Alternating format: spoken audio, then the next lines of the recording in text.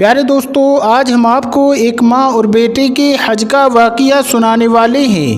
حج کے دوران ان کے ساتھ کیا واقعہ پیش آیا، چلیے آپ کو بتاتے ہیں۔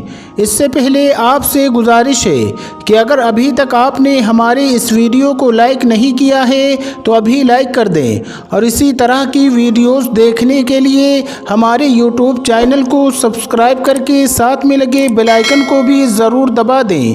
تو چلیے دوستو شروع کرتے ہیں۔ پیارے دوستو، ایک مرتبہ کا ذکر ہے، کسی شہر میں غریب ماں اور اس کا بیٹا رہا کرتے تھے۔ بیٹے کا نام عبداللہ تھا۔ عبداللہ کی ماں بہت زیادہ نیک سیرت عورت تھی۔ عبداللہ جانتا تھا کہ اس کی ماں کی ایک بہت بڑی خواہش ہے، مگر وہ اپنی خواہش کا ذکر نہیں کرتی تھی، لیکن اس نے بچپن میں وہ خواہش سنی تھی۔ جب وہ چھوٹا تھا تو اس کی ماں کہا کرتی تھی کہ میرا عبداللہ مجھے حج کروائے گا، جب وہ جوان ہو جائے گا، اپنے پیروں پر کھڑا ہوگا اور میرا سہارا بنے گا، تب دیکھنا میرا بیٹا عبداللہ مجھے حج کروائے گا۔ عبداللہ اب بڑا ہو گیا تھا اور وہ نوکری بھی کرتا تھا، لیکن نوکری زیادہ بڑی نہیں تھی، اس لیے اس کی ماں نے اپنی خواہش کا اظہار بند کر دیا تھا تاکہ اس کے بیٹے کو کوئی پریشانی نہ ہو۔ لیکن عبداللہ نے یہ طے کر رکھا تھا کہ وہ اپنی ماں کو ایک دن حج ضرور کروائے گا۔ عبداللہ کچھ وقت سے پیسے جمع کر رہا تھا اور اس کی ماں بھی فضول خرچ نہیں کرتی تھی، جو ملتا چپ چاپ کھا لیتی تھی۔ ماں اسی بات پر خوش تھی کہ اس کا بیٹا اس کی عزت کرتا ہے اور اسے خوش رکھنے کی کوشش کرتا ہے۔ ماں کو اپنے بیٹے پر بہت فخر تھا۔ ماں عبداللہ کو شادی کرنے کے لیے بھی کہتی تھی، لیکن عبداللہ انکار کر دیتا تھا۔ وہ ابھی شادی کرنا نہیں چاہتا تھا، لیکن اصل وجہ یہ تھی، عبداللہ جانتا تھا اگر اس نے شادی کر لی تو خرچے بڑھ جائیں گے، اور جو رقم وہ اپنی ماں کے لیے بچا کر رکھ رہا ہے، شادی کے بعد اسے بچانا مشکل ہو جائے گا، اور پھر بیوی کی ذمہ داری آ جائے گی اور ضروریات کو بھی پورا کرنا ضروری ہوگا۔ آخر کار ایک دن ایسا بھی آیا جب عبداللہ نے بیت اللہ کی زیارت کے لیے پیسے جمع کر لیے۔ اس کی خوشی کی انتہا نہیں تھی کہ وہ اپنی ماں کی برسوں پرانی خواہش پوری کرے گا۔ اس نے بینک سے سارے پیسے نکلوائے اور گھر کی طرف روانہ ہو گیا۔ آج ماں کو خوشخبری سنانے جا رہا تھا۔ وہ یہ سوچ سوچ کر ہی خوش ہوئے جا رہا تھا کہ جب اس کی ماں کو پتہ لگے گا وہ کتنی خوش ہوگی۔ وہ ابھی اپنے گھر سے کچھ دور ہی تھا کہ اچانک اس کا ایک دوست اس کے سامنے آ گیا۔ وہ رو رہا تھا اور بہت زیادہ پریشان بھی لگ رہا تھا۔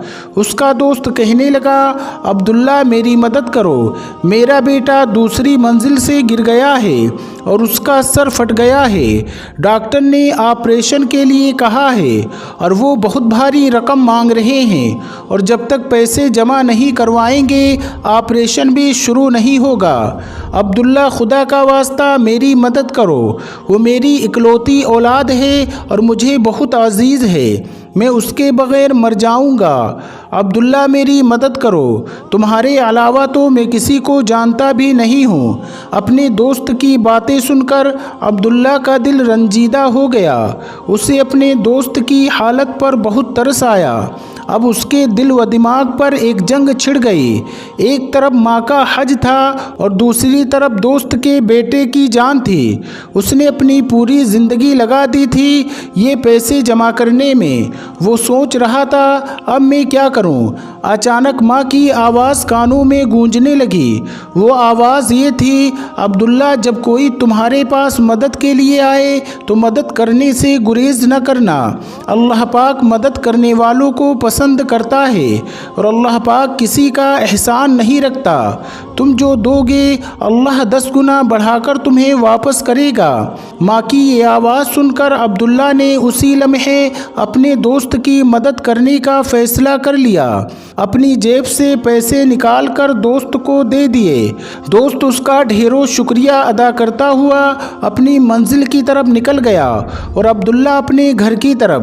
جب گھر پہنچا تو اس کا چہرہ اداس تھا، لیکن اسے خوشی ہوئی تھی کہ وہ اپنے دوست کے کام آ سکا۔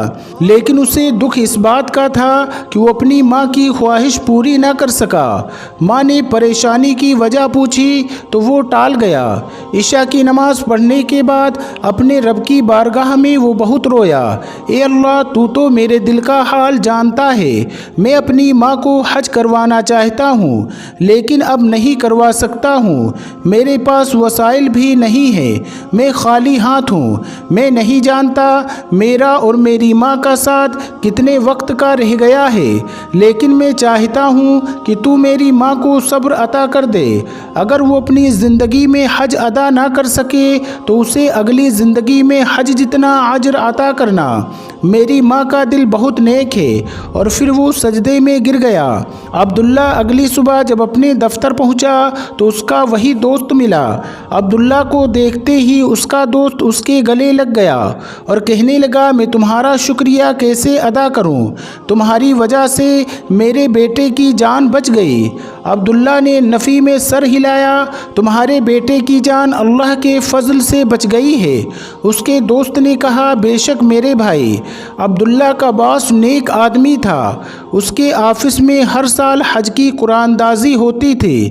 جن دو بندوں کا نام نکلتا تھا انہیں حج پر بھیجا جاتا تھا۔ خوش قسمتی سے اس بار عبداللہ اور اس کے دوست کا نام نکل آیا، لیکن عبداللہ کو یہ پریشانی تھی کہ وہ اس حج پر اپنی ماں کو نہیں لے جا سکتا تھا۔ اس کے دوست نے عبداللہ کی پریشانی دیکھی تو پوچھا، تمہیں تو خوش ہونا چاہیے کہ تم اللہ کے گھر کی حاضری دینے جا رہے ہو، لیکن پھر بھی تم پریشان کیوں ہو؟ عبداللہ نے اپنے دوست سے سارا معاملہ بیان کر دیا۔